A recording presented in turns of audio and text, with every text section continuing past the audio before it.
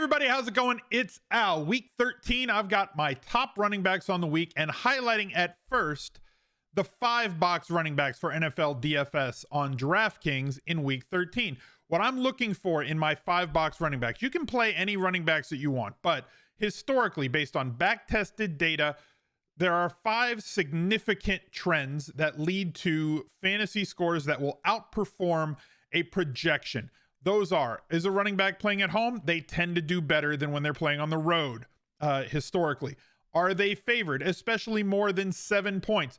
Do they project to get 20 plus touches? Are they involved in the passing game, especially with DraftKings being full PPR with bonuses? And are they getting those very important inside the 5 carries? Those are the 5 different things that I look at. And then when you pile them all together, you get certain running backs that are 5-box running backs that check off every one of those boxes, and they're not always played very heavily. Last week, Joe Mixon, like 11%, was the cover boy on this video, was a 5-box running back, 11% in tournaments. So it can identify some underplayed players going into the weekend, sometimes because of their price, sometimes because people just don't trust them, sometimes because people go with non-predictive metrics like, hey, it's an odd week or an even week, so therefore I can't possibly play this guy.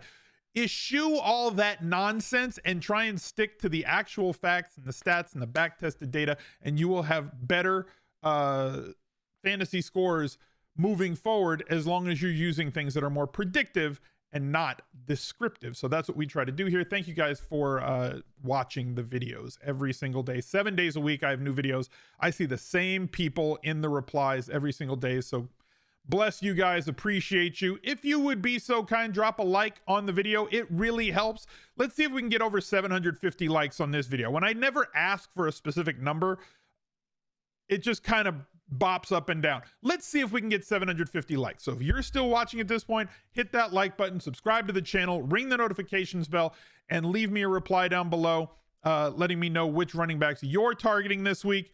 And let's get to my top running backs. He's a legend.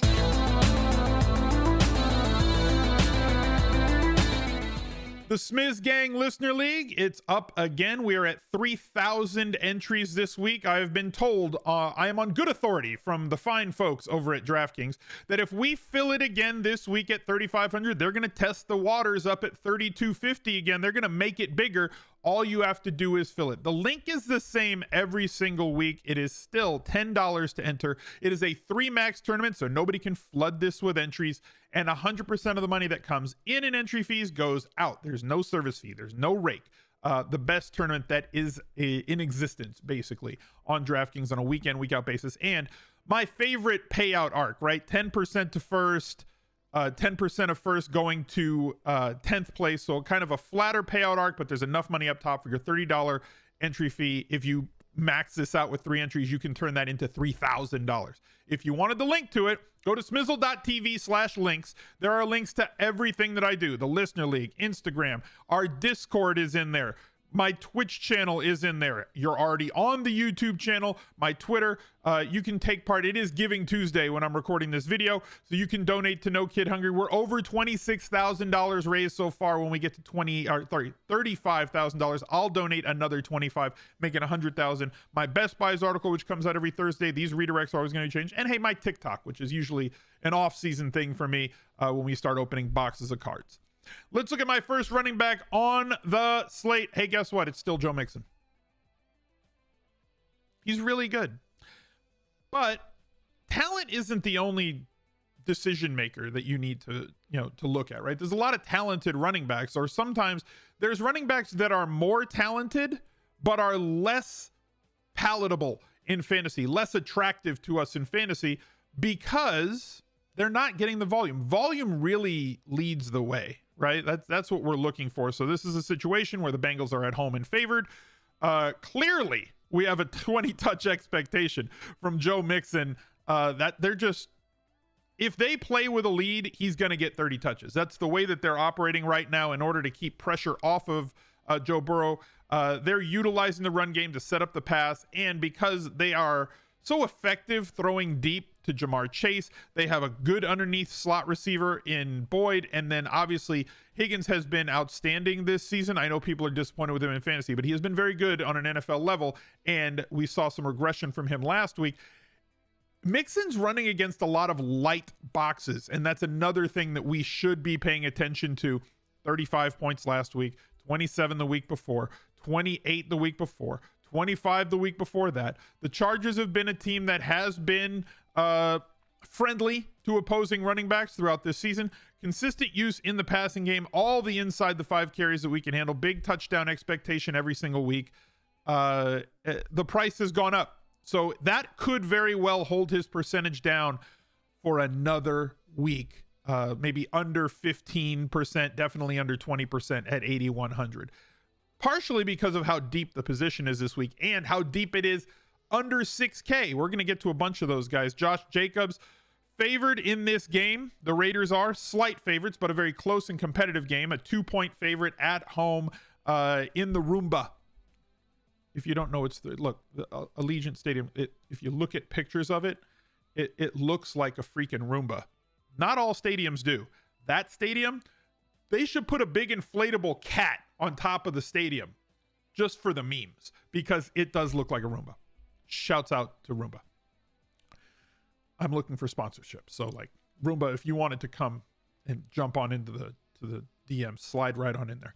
Josh Jacobs though, $6,000, gonna get all the usage he can handle, right? Like we know that the Raiders want to plow the ball into Josh Jacobs anytime a game is close. The only time that does not happen is when they get way behind. But considering that Waller is doubtful for this game, he's week to week, we're not going to know till later in the week whether or not he plays or not, right? But like Josh Jacobs is going to have to pick up some of that slack underneath. Like Foster Moreau is going to jump in and be a play and a big value play if Waller's out. But like Josh Jacobs' usage could increase in this game, in the passing game. And it's been very steady for the last 4 or 5 weeks. Good amount of usage in the passing game. They're even using him on like seam routes, one that he dropped last week where he was wide open and might have had a 40-yard gain or more if he had brought in that ball against Dallas on Thanksgiving. But like, great usage on the ground, all the inside the 5 carries, home, favorite, everything that we want, and only 6K. Should be popular this weekend. Darrell Henderson Jr. at home, at SoFi. 20 touches pretty much every week. We know that McVay, historically, when they get inside the 5-yard line, pounds his running backs. And we've seen, a lot of usage around the goal line, not just on the ground, but like he's been utilized more in the passing game too, if healthy, right? He has that questionable tag because it's early in the week. Monitor this as the week goes on. If Henderson's out, then Sony Michel is like the only show in town, and then he will take over this spot for Henderson in this video. Our last 5-box running back of the week. Guys, it's Myles Gaskin, and I thought that we could only play him in odd weeks, right? But like he put up 19.2 points in an even week. Since Malcolm Brown's been down, we've seen the return of Myles Gaskin's usage from last season. Now, this offensive line is not good, but the Giants' defensive line is also not good. So we have the movable force versus the resistible object once again in this spot. He's one of their best weapons once they get in close. Now, if this Dolphins offense had been healthy and fully operational all season with guys like Will Fuller and Parker, who's been in and out of the lineup, it would be a much more dynamic offense. Obviously, the offensive line needs to improve, but like that takes a lot of pressure off the offensive line. And when you only have Waddle, and Waddle's been very good, and Gesicki, it's not taking enough pressure off. He's running against a lot of heavy boxes with a bad offensive line. You can see how inefficient he's been on a per rush basis, but the volume included with the volume in the passing game and all that usage once they get inside the red zone and inside the 5 in the gold zone, Myles Gaskin has been quite good, remains under 6. There's so many running backs every single week between like 5K and 6K seemingly. And that's one of the reasons I think that Joe Mixon and guys of that ilk are going to be lower played, especially if people are going to pay up. They're probably going to pay up for Jonathan Taylor, who is 9,200 and an absolute monster, putting up 19.7 points against Tampa Bay's ridiculously good run defense. And now they get Houston, who's terrible. They're going to give Jonathan Taylor 20 touches again this week. even though they're on the road, I like these weather controlled situations. Once we get past Thanksgiving and into December, playing in Houston, it's great spot, fast track, bad defense, tons of touches, very efficient in the passing game, leads the league in inside the five. Like, do I need to tell you how good Jonathan Taylor, like, you know, right? So we have all the volume pluses, and then we have the league leader in inside the 5 carries, giving us that touchdown, multiple touchdown upside, added to his big splash ability, being able to score as a running back from 40, 50, 60, 70 yards out. You can see how many of those big splash plays he's had this season. And like, it's basically him, Derrick Henry, and Nick Chubb are the 3 best big splash running backs in the league over the last 2 to 3 years. Let's go with a 2-year sample since Taylor is a second-year player. He's right there with Chubb and with Henry in terms of big splash plays at running back. So good week to pay up for him. You want to pay a little bit less? Alexander Mattison. I'm not going to do the Hamilton bit again. We already did it. It's played, but it's there. You can sing it if you want. Let's just say that if you're going to be a game log watcher, what happens when Dalvin Cook is out? And also, what happens when Dalvin Cook is out and Alexander Mattison is the full-time starter against the Detroit Lions? 32 touches last game, 113 yards, 1 touchdown through the air on 7 catches on 7 targets. He's been very good in the passing game. We know how condensed this offense is. It's basically Mattison, Jefferson, Thielen, or usually Cook, not Mattison. It's the lead running back, Thielen, Jefferson, not in that order, and then like some other guys can get scraps. KJ Osborne can get a little bit of leftover. They're like the remores swimming next to the shark. They don't get to eat. They get to eat what crumbs these guys leave over. So it's basically that trio. And right now, Mattison looks like he is going to lead the line this week. They did price him up, which, look, I think that's a good thing, because if Mattison was left, like, you know, at Cook's price, right? So we had Cook, who came into this week at 8,000, and they've got Mattison sitting at 7,600. What if they did not plan for this at DraftKings and Mattison, you know, Cook was 8,000, Mattison, they left it like, I don't know, 6,200. Mattison would be like 45, 50% in tournaments, and you'd have to like make a binary decision. Am I playing or am I fading? And that's it. At least at this point with this price, he's still going to carry a number, right? He's going to carry a significant number of people with him, but it's probably going to be somewhere from 20 to 25. Like it might top out around there as opposed to topping out at like 40 to 50.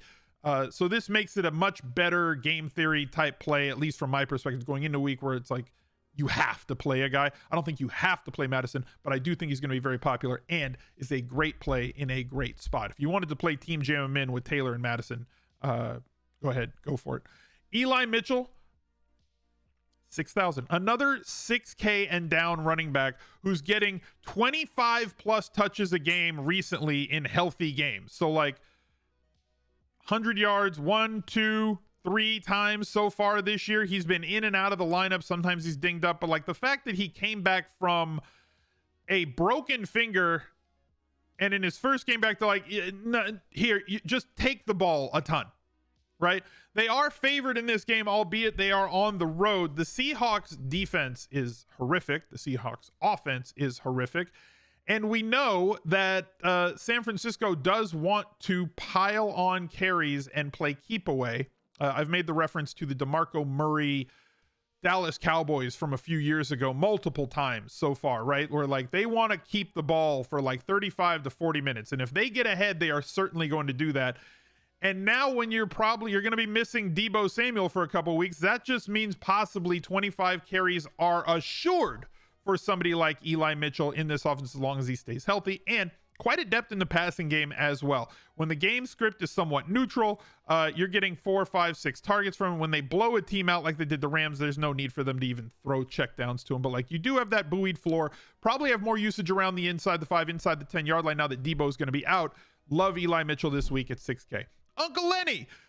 Tom Brady stacks are always going to be in vogue because of the upside that they bring and the talent that's around them, you know, with the tight end and the wide receivers and everything that they have. But like Leonard Fournette has just done nothing but pile up targets.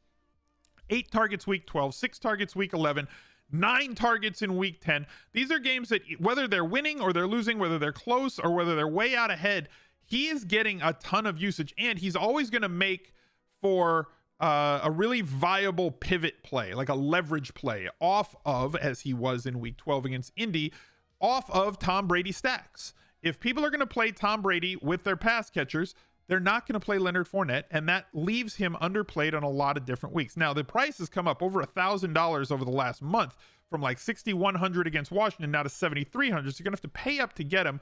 Atlanta is a nice spot for him to land here. Again, good weather game, home game. Like this is another great spot to get after this Tampa Bay offense.